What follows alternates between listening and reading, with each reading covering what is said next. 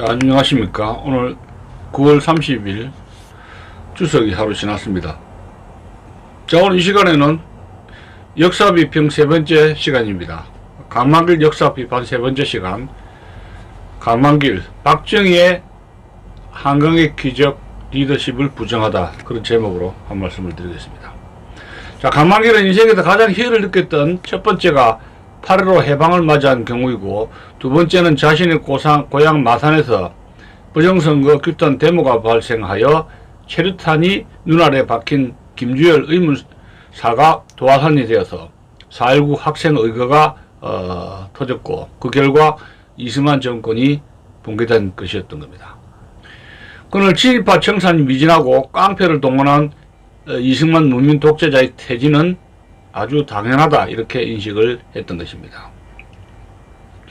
올챙이 역사학자 강만길은 9개월 정도 지속된 장면 정권에서 수많은 과격한 학생 시위와 오라 남으로 가자 북으로 등의 무분별한 대북 통일 요구에 대해서는 민주화의 과정이라든가 진통으로 이해하고 무한한 인내심을 가지고 지지를 보냈습니다. 그 이유는 학생들이 시간이 지나면 이성을 찾아서 다시 학업에 매진할 것으로 낙관을 했던 것입니다. 그러하길래 전혀 예상하지 못했던 5.16 군사 정변 소식을 듣고 심각한 충격을 받았습니다. 그 이유는 오랜만에 찾아온 민주화 시대가 물거품이 되었다고 인식했기 때문입니다.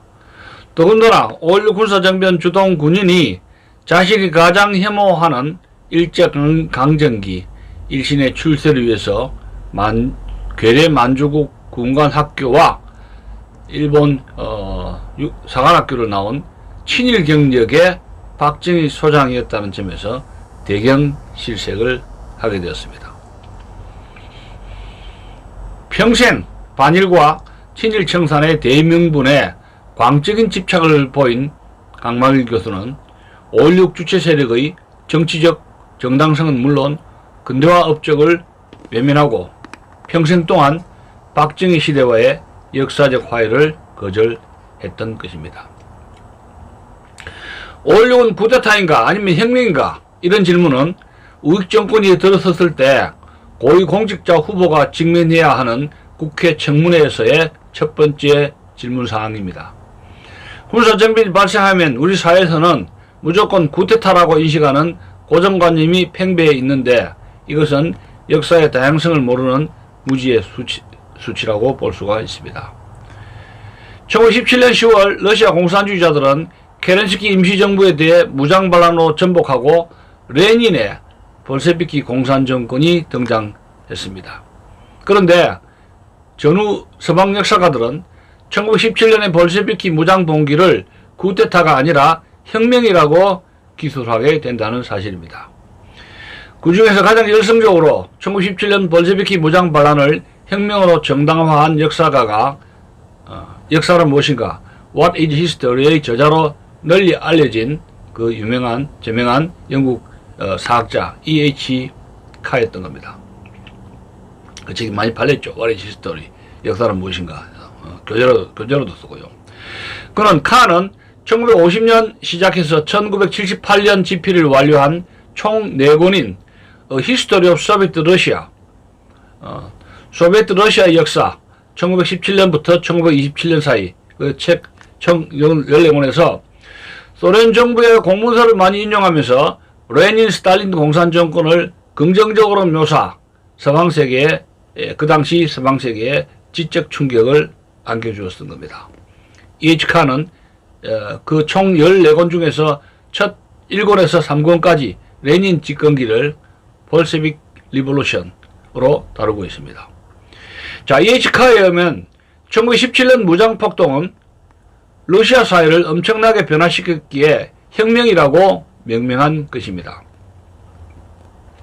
여기에 쿠데타와 혁명의 차이점은 군인이 일으키면 쿠데타이고 민중이 일으키면 혁명이라는 고정관념이나 단순한 이분법이 아니고 주도 세력의 성과가 결과적으로 엄청난 사회 경제적 변화를 수반하게 되었는가의 여부에 따라서 쿠데타와 혁명으로 분리된다는 사실입니다.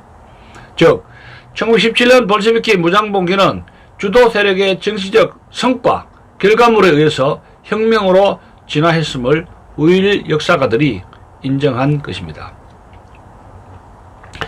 볼셰비키 정권의 성과물은 다음과 같습니다. 레닌에서 스탈린에 이르는 철권 통치 기간에 비록 소비자가 희생되고 클라크라는 강제적 집단 농장 운영으로 무수한 인권 유린이 있었지만 교육 부문에서 문명률을 낮추는 의무 교육을 실시하는 한편 위로부터 계획 경제를 추진해서 2차 세계대전에서 히틀러의 도굴군에 맞설 고업화에 성공을 했다는 겁니다. 대한민국의 경우 박정희 소장이 주도한 5.16은 해병대가 주축이 된 약 3천여 명의 군인들의 무장정변, 즉 기존의 헌정질서를 일거에 무너뜨린 쿠데타였습니다. 그 자체는 쿠데타였습니다. 당시 국가 최고회의는 5.16 혁명 공약 6개 항을 제시했는데 그 내용은 다음과 같은 겁니다. 제1항 반공을 국시의 제1위로 삼고 반공태세를 강화한다. 2항 제2항 유엔 헌장을 준수, 국제협력을 충실히 이행, 미국과 자유우방과의 유대를 공고히 한다. 제3항 사회 모든 부패와 구악을 일소, 퇴폐한 국민 도의와 민족 정기를 바로잡는다. 제3항 기하선상에서 허덕이는 민생모를 해결, 국가 경제 재건의 총력을 경주한다. 제5항 민족의 통일을 위해 공산주의와 대결할 수 있는 실력 배양에 집중한다. 제6항 이와 같은 우리의 과업이 성취되면 양심적인 정치인들에게 청권을 이양 우리들은 본연의 임무에 복귀할 준비를 갖춘다. 이것이 총 6항입니다. 우리 혁명공약 중 제1항에서 제5항까지를 달성했으나 마지막 제6항인 민간인에게 정권 이양이라는 약속은 지키지를 못했습니다. 박정희는 군에서 예편 민간인으로 정계에 입문하여 18년간 장기 집권으로 정권 이양을 하지 않았습니다. 그러나 혁명 공약의 성적표를 볼 때 거의 대부분 혁명 공약의 약속을 지켰던 겁니다. 가장 특이할 사항은 단군 5천년 역사에서 어느 임금도 지배자도 지도자도 해결하지 못한 백성들의 배고픔을 해결한 점에 있는 것입니다. 그러므로 5.16 쿠데타는 5.16 혁명으로 지난 것으로 볼 수 있습니다. 재론하지만 쿠데타와 혁명의 차이점은 급격한 사회경제적 변화를 수반하는가의 여부에 달려있는 겁니다. 비록 쿠데타로 집권해서도 정치 권력의 계급적 이동과 교체 및 사회경제적 급격한 변화가 수반되고 산업화로 통한 현대국가를 수립했으면 이것은 혁명으로 진화하는 것입니다. 10번이 넘는 월남의 쿠데타가 쿠데타로 마감한 것은 월남의 근대화에 아무런 도움을 주지 못했기 때문인 것입니다. 강만길 세고록 역사가의 시간에는 곳곳에서 군인의 정치 개입, 참여에 대한 혐오증을 분출하고 있습니다. 전통적으로 문민 사이의 군사 독재가 웬 말인가? 오랜 역사를 가진 문화민족에 대한 자부심이 여러 구절에서 언급되고 있습니다. 강만길은 정치는 문민, 즉 반드시 독서층이 해야 한다는 중세 조선의 사대부적 고정관념에 사로잡혀 있는 것입니다. 강만길이 즐겨 사용하는 문화민족이란 용어도 그 정의가 추상적이고 부정확한 구름 잡는 이야기에 불과합니다. 참으로 안타깝게도 강만길은 21세기 기술문명 시대를 살았지만 정신구조는 중세 조선의 주작적 골격을 결코 벗어나지 못했던 겁니다. 조선 지배층 4대부 계급이 문략에 빠졌고 당시 정규군이 불과 8천여 명에 불과했던 조선의 군사력은 어디에서 그 군원을 찾을 수가 있는 것입니까? 조선이 망할 때 8천이었어요. 1905년 로열 전쟁이 마쳤을 때 조선 군사력이 8천여 명인데 일본군이 몇 만입니까 그때? 7, 80만 되었어요 그때. 응? 게임이 안 돼요. 강문현 교수가 강조한 단순히 사회경제적 요인만이 아닙니다. 이는 사상적 차원을 포함한 문명사적 안목이 필요한 대목입니다. 강만길은 국사편찬위원회에서 조교로 근무하면서 조선의 상업 발달에 깊은 관심을 가졌고 조선왕조 실록을 탐독하는 기회를 얻었습니다. 자연히 조선시대가 절대선이라는 의식구조가 자기도 모르게 몸에 배이게 되었던 겁니다. 조선시대처럼 군인을 배격하고 사대부가 영구히 권력을 독점하던 유교식 전통을 보편적이고 정상적인 문화민족의 역사 현상으로 간주한 것인데 이것은 비교사적 차원에서 볼 때 큰 착각이 아닐 수가 없는 것입니다. 역사상 탁월한 정치 지도자 중에서는 무사계급과 군 출신이 많았던 것은 여러분들이 너무나 잘 알고 있습니다. 군사정변도 나라마다 가끔 발생했었습니다. 통일전쟁으로 삼국이 쟁취한 신라에는 전투에 뛰어난 풍월도, 화랑 출신들, 김유신, 김춘추 등이 전공을 세워서 통일에 공헌했고 고려시대에는 문 출신이 정정부에 난 이후 권력을 잡고 120년 이상 정치에 개입하는 무인시대를 열었던 겁니다. 명예를 최고의 덕목으로 인정한 공화정 로마에서는 탁월한 전승 기록으로 집정관에 오를 수 있는 자격이 있었으며 유럽 중세 국가들에서도 기사도 계급이 통치자였습니다. 지배계급이었습니다. 이웃나라 중세 일본에는 사무라이 무인들이 권력을 장악하여 전국시대를 좌지우지했던 겁니다. 1965년 한일협정은 박정희에게는 국민의 배고픔을 일거에 해결할 회심의 카드였지만 반평생을 반일과 친일 청산을 주구장창 외쳐대온 강만길은 현대사의 큰 불행이라고 한일협정을 맹렬히 반대했던 것입니다. 역사가라면 이제는 반일 감정을 떠나서 자료와 통계로 지난 60년대 제3공화국의 역사를 냉철하게 되돌아봐야 할 것입니다. 이것이 진정한 역사가의 자세다. 저는 그렇게 생각합니다. 세계사에서 개혁에 성공한 3대 쿠데타로 첫 번째 튀르키예의 케말 파샤, 두 번째 이집트의 나세르. 케말 파샤는 1923년 집권했고 이집트 나세르는 1952년 집권했죠. 세 번째 한국 박정희의 5.16을 지목하는데 이 중에서 가장 성공적으로 근대화의 마침표를 찍도록 기여한 것은 세 번째 한국의 박정희의 5.16이라고 볼 수가 있습니다. 박정희의 5.16이 경제성장과 자주국방의 두 과제를 달성한 점에서 케말 파샤와 나세르의 업적은 박정희의 업적에 결코 비교가 되지 못한다는 사실입니다. 1인당 국민소득이 한국의 3분의 1 수준인 튀르키예의 산업화는 주로 이스탄불과 해안 도시를 중심으로 이루어졌고 아직도 이슬람은 잦은 정치 개입과 서구화에 대한 저항으로 근대화의 발목을 잡고 있는 것입니다.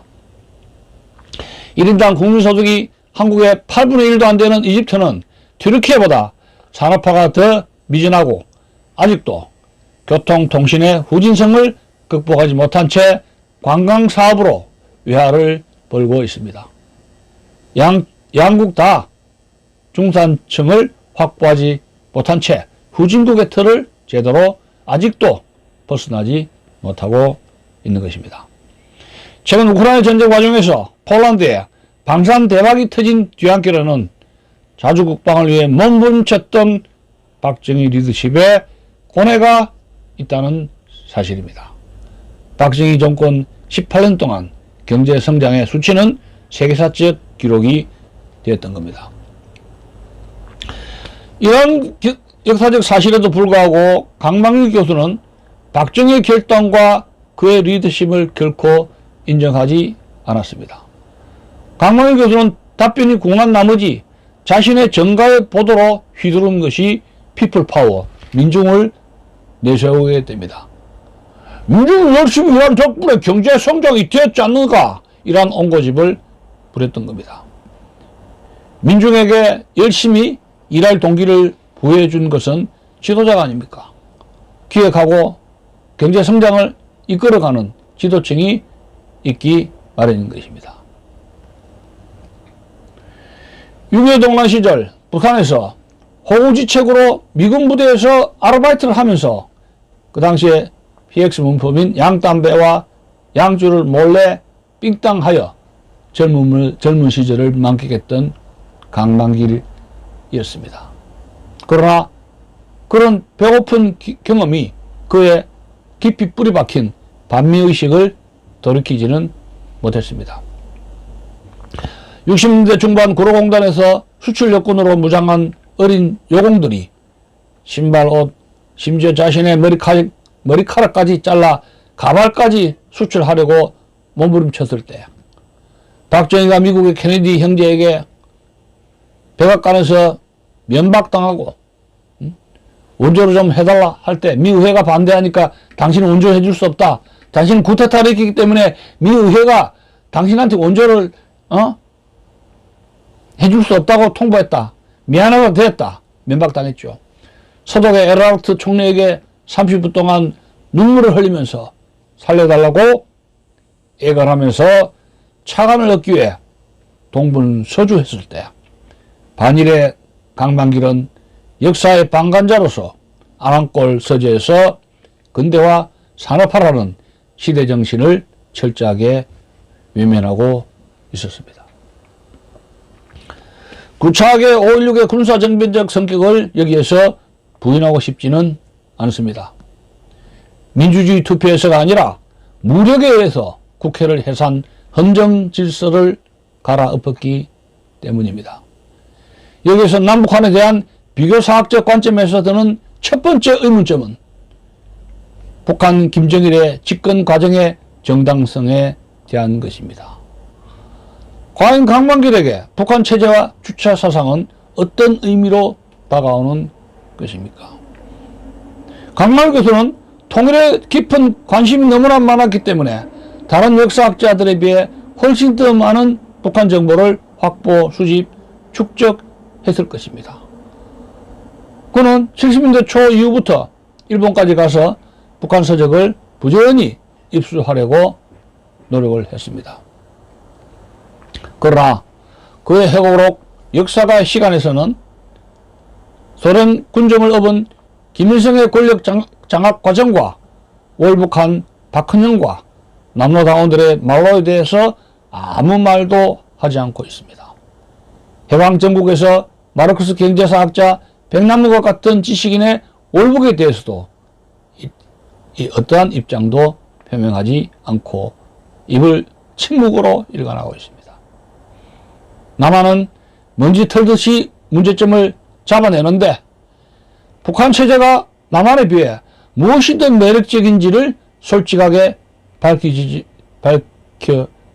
않고 민족주의와 평화통일이라는 미명하에 그 암흑세계는 교묘하게 은닉되고 있는 것이 강만길 역사학의 큰 특징이자 문제점이다. 이런 말씀을 드리고 오늘 유튜브 방송을 마치겠습니다. 안녕히 계십시오.